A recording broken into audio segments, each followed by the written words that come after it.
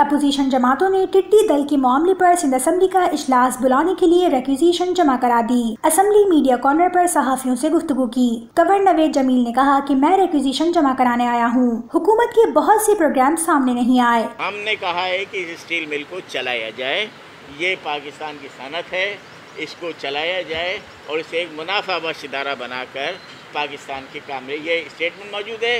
MQM का वजीर cabinet में यही स्टैंड लेंगे। रिक्विजिशन जमा कराने के लिए आए हैं, इजलास बुलाने के लिए, इसलिए कि इससे पहले 2 मरतबा अपोजिशन की जानिब से रिक्विजिशन जमा कराई गई। तो इसलिए कि हम फिक्रमंद थे कि ये बढ़ती हुई वबा और जो सूरत-ए-हाल इसके ऊपर, तो एक पर तो इजलास नहीं हो सका और दूसरा भी हुआ तो कुल 2 दिन का इजलास हुआ, जिसमें बड़ी तशनगी रह गई। और तमाम एहतियाती तदाबीर को सामने रखते हुए उसके अंदर कई ऑप्शन मौजूद हैं। एक ऑप्शन ये है कि जिन लोगों को स्पीच करना हो वो इजलास में आ जाएं, बाकी लोग जो हैं वो जूम के ऊपर मौजूद रहें। फिर दूसरा, ये जून आ गया है और जून में बजट भी आता है, तो इससे पहले एक लीगल एक रिक्वायरमेंट है कि प्री बजट सेशन होता है, लाखों लोगों के नुमाइंदे ये कम से कम बजट पर डिस्कशन कर सकें। इस वक्त कराची में सबसे ज्यादा कोरोना वायरस के मरीज मौजूद हैं। कराची में ज्यादा मरीज और ज्यादा अमवात हुई हैं। उनके पास बहुत सी बिल्डिंगें मौजूद हैं। ये चाहें तो बहुत जल्द इंतजामात कर सकते हैं। पूरे सिंध में जो कोरोना पेशेंट हैं उसका 80% सिर्फ कराची में है और जो अमवात हुई हैं उसकी 85% सिर्फ कराची में हुई हैं।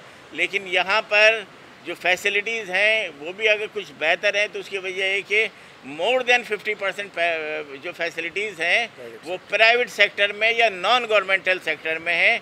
लेकिन इनके पास अभी भी डेवलपमेंट सेक्टर के सैकड़ों अरब रुपए मौजूद हैं। इनके पास बड़ी बड़ी बिल्डिंग्स मौजूद हैं। ये उसको चाहें तो बहुत तेज़ी से यहाँ पे इजाफा कर सकते हैं। पार्लिमानी लीडर्स का और लीडर ऑफ अपोजिशन की मौजूदगी में इजलास हुआ, उसमें ये तय हुआ कि इजलास से पहले तमाम MPs का कोरोना टेस्ट किया जाएगा और यहाँ पर ड्यूटी अंजाम देने वाले सारे मुलाजमीन का कोरोना टेस्ट किया जाएगा। इसके लिए सबके कोरोना टेस्ट हुए। इजलास ख़त्म हो गया है लेकिन अभी तक उसका रिजल्ट MPs को नहीं मिला है। सिंध के शहरी लोगों को लाखों नौकरियों से महरूम रखा गया। हम रियासती इदारों के पास भी गए, हम वफाक के पास गए तो उन्होंने NAB को खत लिखा। हमारे साथ जो इसमें फेवर किया वो वफाक की हुकूमत ने किया कि जब हम वज़ीर-ए-आज़म साहब के पास गए तो उनके जो अकाउंटेबिलिटी के एडवाइज़र हैं अरबाब शहजाद साहब, उन्होंने वज़ीर-ए-आज़म साहब की हिदायत के ऊपर NAB को ख़त लिखा है तहक़ीक़ात कराने के लिए। जब इस पर हुकूमत सिंध ने इस के कान पर जूं नहीं रहेंगी तो हम अदालत में गए हुए हैं और हाई कोर्ट में ये ज़ेर समात है।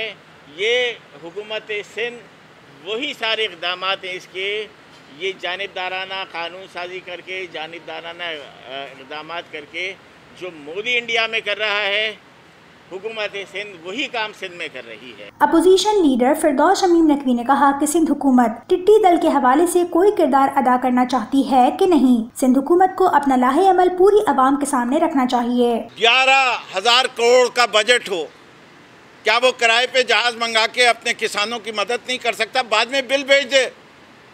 क्या उन्हीं ने हाथों में चूड़ियाँ पहनी हुई हैं कि हमें आके लोकस जो है वो तबाह कर जाए और हम सिर्फ इंतज़ार करते रहें? इसे कि मैं समझता हूँ 18वीं तरमीम के बाद एग्रीकल्चर जो है वो सूबाई चीज़ है। कुछ भी हो, पहला काम ये, चाहे कर्जा लेना पड़े, चाहे वफाक के जाके प्राइम मिनिस्टर हाउस में जाके धरना डालना पड़ता चीफ मिनिस्टर को। चीफ मिनिस्टर ने क्या क्या इक़दाम लिए, हम यही तो पूछना चाहते हैं।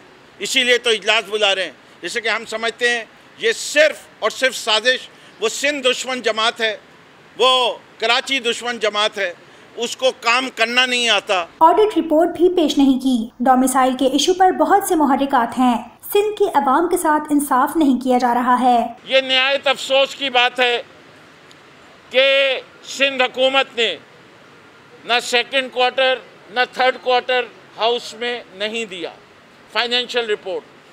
जिसके बाद हर क्वार्टर के रिपोर्ट के बाद डिस्कशन होता है। फर्स्ट क्वार्टर पे भी डिस्कशन नहीं हुआ। 2 साल की ऑडिट रिपोर्ट जो इनके पास यहाँ असेंबली में पड़ी हुई है, वो अभी तक इन्होंने टेबल नहीं की। इससे कि उन्हें पता है कि जो कुछ उस ऑडिट रिपोर्ट में लिखा हुआ है वो उनके खिलाफ जाता है और उसकी वजह से उनके मसाइल बढ़ते हैं। जाली डोमिसाइल का मसला जो है वो निहायत परेशान कुन भी है और इस मामले के ऊपर सिंध हुकूमत की खामोशी एक ऐसी कमेटी बना के जो सिर्फ वो करेगी जो चीफ मिनिस्टर साहब कहते हैं, वो हमें कबूल नहीं है।